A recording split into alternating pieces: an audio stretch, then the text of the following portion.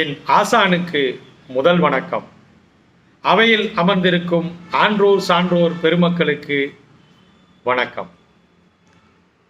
இன்று நமது பேச்சு மொழியில் எப்படியெல்லாம் நாம் வார்த்தைகளை மாற்றி தமிழை மறந்து பேசுகின்றோம் என்பதை பற்றி பல உதாரணங்கள் இருந்தாலும் ஒரு சிலவற்றை உங்களிடம் முன்மொழிய வந்திருக்கின்றேன்.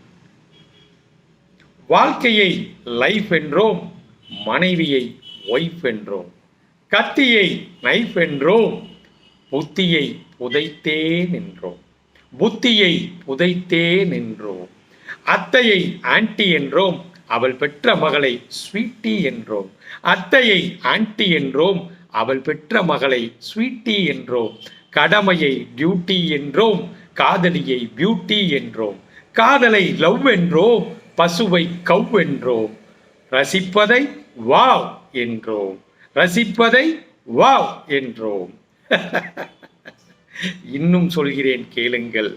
முத்தத்தை கிஸ் என்றோம், பேருந்தை பஸ் என்றோம், முத்தத்தை கிஸ் என்றோம், பேருந்தை பஸ் என்றோம், அளவை சைஸ் என்றோம், அளவை சைஸ் என்றோம், அழகை நைஸ் என்றோம், மன்னிப்பை சாரி என்றோம், புடவையை சாரி என்றோம், இவ்வளவு ஏன் ஆறுதலை கூட டோன்டோரி என்றோம்.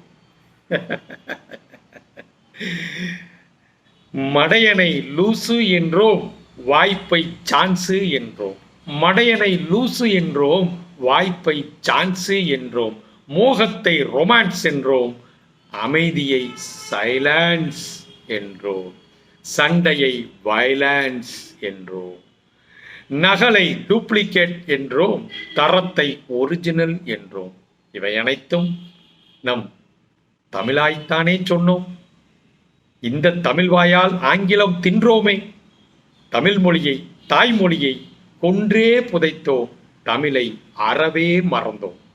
இனி இந்நிலை நம் வருங்கால சந்ததியினருக்கு வராமல் காப்போம், தமிழை வளர்ப்போம். வாழ்க தமிழ், வளர்க தமிழ். எனக்கு இந்த வாய்ப்பளித்த என் ஆசானுக்கும் ஆன்றோர் மக்கள் சான்றோர் மக்களுக்கும் என் நெஞ்சார்ந்த நன்றிகள். என்றென்றும் உங்களின் பாசத்திற்குரிய சே. கார்த்திகேயன், ஈரோடு. நன்றி, வணக்கம்.